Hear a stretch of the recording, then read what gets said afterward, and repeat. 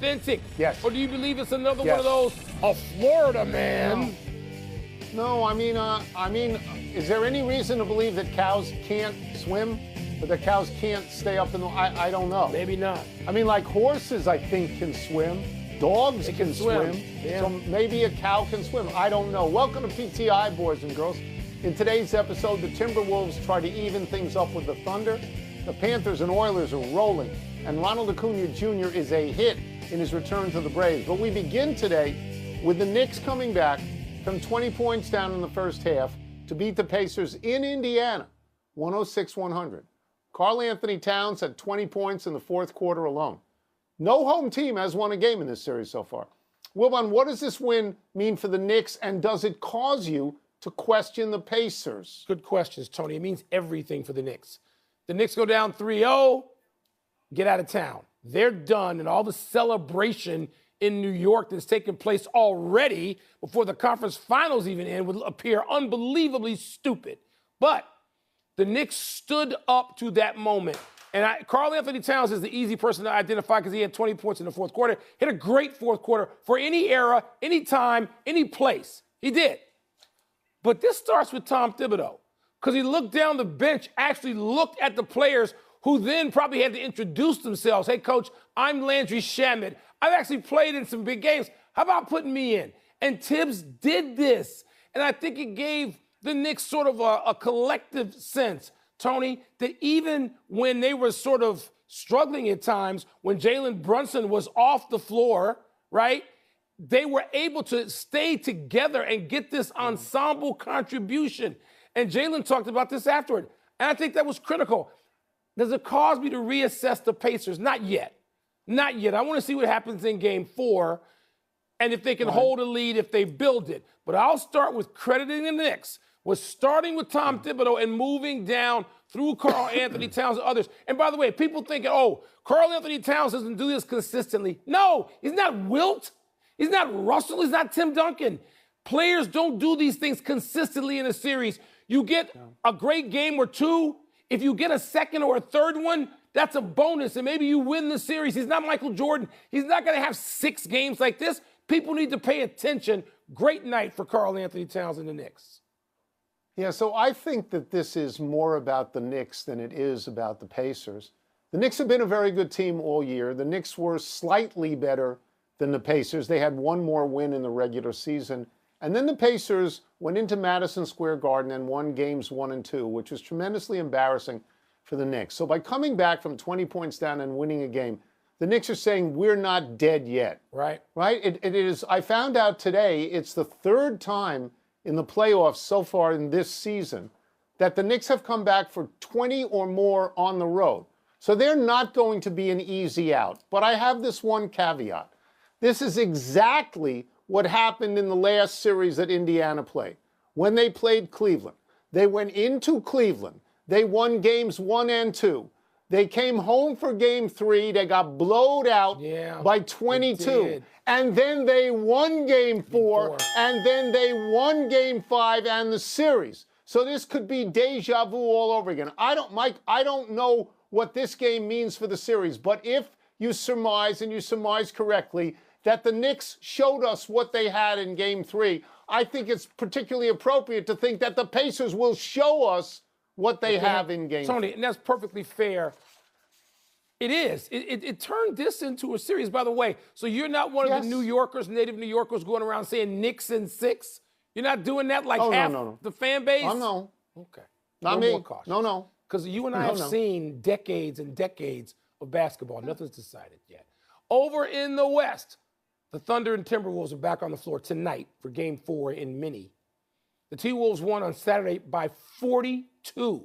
A huge turnabout from the opening 2 games in OKC, which the Thunder just dominated. Tone, do you like Minnesota's chances of tying the series tonight? All right, so bear with me on this rant of sorts. Okay. I think that in many series, the most important game is Game 4. Now, not in a series like we have in the NHL with Florida and Carolina that's 3-0, and it's certainly not as important as a Game 7. But in a series like this, in a 2-1 series like this, I think that it goes a long way to determining who wins. If you get it to 2-2, then you've held serve, then the home court advantage exists again, and then it's like the first 4 games didn't get played at all. But if it goes to 3-1, that's different. That tilts the playing field. You can get to 3-2 from 3-1 easily, but it's very hard to get from 3-1 to 3 wins in a row and win the series. That's a hard thing to do. I like Oklahoma City. I think they were significantly better during the regular season than Minnesota. I am mindful, Mike, that that's a 42-point win. It's an enormous win. Huge. But a lot of coaches will tell you, I'd rather get beat by a lot than get beat late by a little. Minnesota is at home. You and I both know the old cliche, which is true. The series doesn't start until the home team loses. So do I think Minnesota's going to win this one?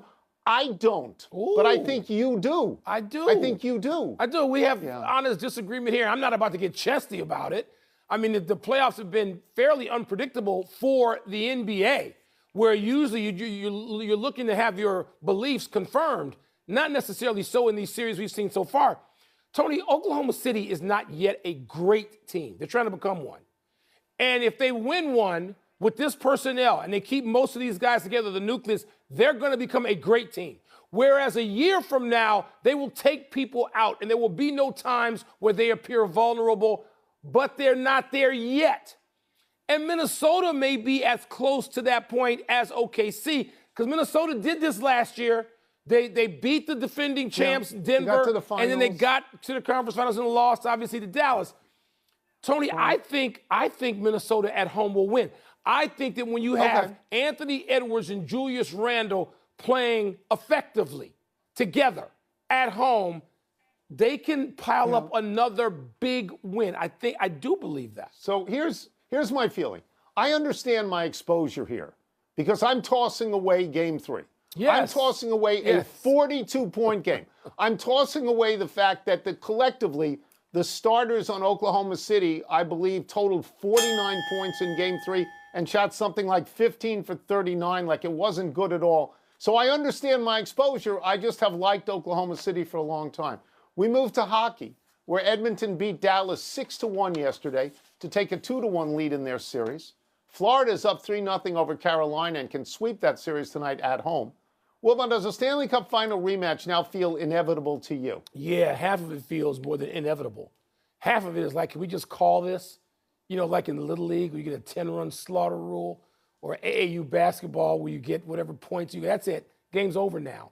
That appears to be the case with the Panthers. I mean, unbelievable. Yeah. Tony, and I don't use this word, but they've humiliated Carolina. They really have. That's right. They smacked them around. They beat them in terms of just on the scoreboard and then smack them around like a rag doll and say, we're tired of you people. Get out of here. And Carolina goes whimpering back to the bench. And it's really, I would think, if you're a part of that organization, embarrassing, or it ought to be. That is not the case with the Edmonton series, but Edmonton does feel in control right now. And when they scored those goals, bang, bang, bang, bang, last night, and you have Connor McDavid, where he doesn't even have to score the goal. He doesn't have to be the play's finisher. He can start it, and he can still have great goals like that short-sided shot he put in the net last night at 100 miles an hour. Yeah, it feels inevitable to me. Yeah, so I don't know if it feels inevitable to me, but I do know that is the series I would like to see. These are explosive teams. They score a lot of goals. Over the course of the season, I believe that Florida scores 4.07 goals, Edmonton 3.97. Florida is crushing Carolina. Killing them. That score is 16-4 in 3 games. That plus 12 is the widest margin ever in a conference final. And Edmonton in the last 2 games has outscored Dallas 9-1. So, I mean, I don't. This doesn't happen that often. No. You have to go back to 2008 and 2009 when the Red Wings and the Penguins went back-to-back in the Stanley Cup Final Series. It's a long time. So I think it's a pretty big deal. And it's a really big deal because you get in Florida the defending champions, and you get in Edmonton a team with the greatest player in the league. So, I mean, to me, if I'm the NHL, that's the final I want. Without question, right? I want that. It's the final you want, and it's the final you're going to get.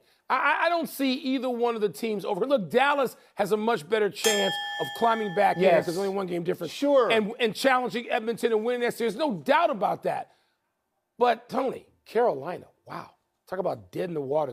Carolina, for those of you keeping score, has now lost 15 straight. Ooh. 15 conference straight games. Conference. It's time to find out what's popping with the populace. Let me see what's first. Put on my glasses. What's the word for Ronald Acuna Jr.'s return to baseball weekend? Okay, Tony, to recap for people who might have been paying attention to something else. On Friday versus the Padres, the first pitch as he leads off the bottom of the first, a 460. This comes almost 12 months to the day after he tears up his knee, has to miss the year. And then and by the way, he also threw out a runner at second. I mean, take a look at this throw. Are you kidding me? This has Roberto Clemente written all over it. Then on Saturday, Acuna hits another home run in that at bat. And on Sunday, there's a near outfield assist. We're going to see that coming up, where he throws just a bullet and almost throws a guy out. I mean, Tony, my word is fictional. You don't have this kind of return. It's a script. It's written. It doesn't seem real. And yet, in that uniform, by the way, the Braves should wear those all the time. The guy is so spectacular. He's a superhero so far in that first weekend. Yeah, so I have 3 words, and my words are where you've been. Because Acuna came back and started to play like his hair was on fire. Yeah. As you mentioned, first pitch home run, which I got used to seeing from Shohei Ohtani, but I hadn't seen it in a long time from Acuna because he'd been out for a whole year. First pitch home run, 467 feet, throws a guy out, hits the home run the next day. I think you may have shortchanged the throw yesterday that almost got Manny Machado. Yeah. It's the second highest velocity of any throw velo on an assist situation, right, all year. And it is a great throw. Great throw. So here's the thing. I pay attention to this division because the Nats are in this division. When the Braves don't have Acuna, they're an okay team. They're a 500 team. They're not a great team. If you give him a full year, they are a perennial playoff team. He is a difference maker. Yeah. Ohtani is a difference maker. Judge is a difference maker. You know, Mookie Betts, like he's on the short list of actual difference makers. Former MVP, very recent. By the way, Cubs and Nats, I think, next week. I'm going to your ballpark, and I'm wearing an Ernie Banks jersey, and I dare anybody to say anything to me. No one's going to say anything to you because they expect you to do that. Good. That or a Northwestern jersey. No, Here's Ernie the next Banks. question. Biggest first-round exit at the French Open, Taylor Fritz, Emma Navarro, or Naomi Osaka? Okay, to recap again, Taylor Fritz. The number 4 seed goes out to an unseeded player. Number 4 seed, boom, right out of there. Then also, you've got Emma Navarro, who is the number 9 seed, doesn't just go out, goes out in 57 minutes, love and 1 to an unseeded player.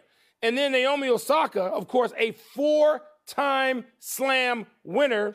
She loses, but she loses to the number 10 seed, Badosa. That's hardly an embarrassing loss, even though she seemed crushed by losing in the first round later, because she's used to playing deeper in the tournament than the other two, than Fritz or Navarro. And it's a tough comeback, Tony. But I'm going to just say this real quickly.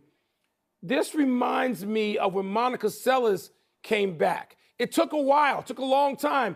And Monica never really got all the way back, but she got to finals, I think, a couple of times. And Osaka's going to have to be patient with herself in this comeback. I love seeing her. You know, she's my favorite player out there, but I know this was difficult for her to internalize. I know she's your favorite player out there. You don't get a lot of chance to see her because she's out all the time. She's out early. She has not been past the 3rd round in a major since she won her last major, the Australian Open of 2021. So her going out is not a big deal. Emma Navarro, as you say, love and 1 in 57 minutes. I think maybe she got an hour of free parking and saw she only had 3 minutes left to go get the car, so she got out of there. The answer here is Taylor Fritz, and I keep wanting to say Taylor Swift, but it's Taylor Fritz because he's the 4, which means they projected him into the semifinals. He went out to the number 66 player in the world, Daniel Altmaier. When a 4 goes out on the first day, it's different than a 9. but It's that guy different than beat somebody center. who used to be good. That guy beat center. I That guy beat understand. center. Come here, But let me not ask you this this real year. quickly.